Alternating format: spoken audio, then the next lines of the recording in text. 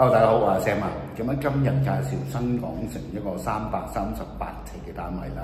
咁呢個單位係眼鏡房，咁我背後咧呢兩間房咧個窗咧就向南，咁呢邊呢隻窗咧就向西，門口就向北，咁啊廁所窗就向東。咁啊一樣啦，咁啊有好多時人哋就會改咗個洗手間喺幅牆度，喺個廚房入邊入。整體個廳係大咗嘅，咁唔阻大家大股參觀下單位並價格先。好啦，我哋而家入到單位，一個長方形嘅飯廳。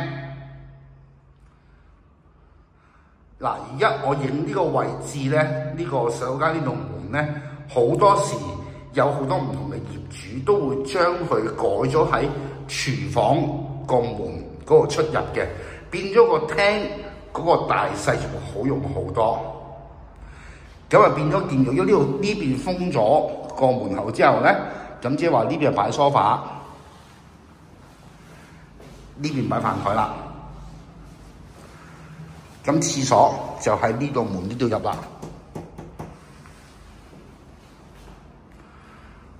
而家係廚房嘅位置，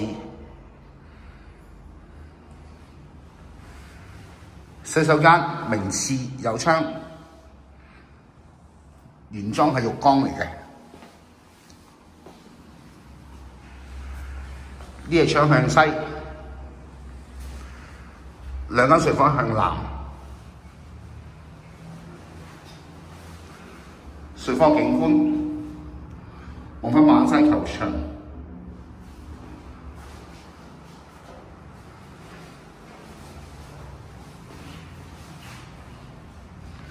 真係可以擺到雙人床同埋衣櫃。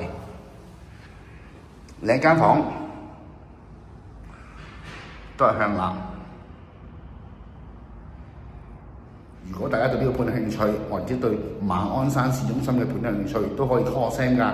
電話係90927032，90927032，等你電話。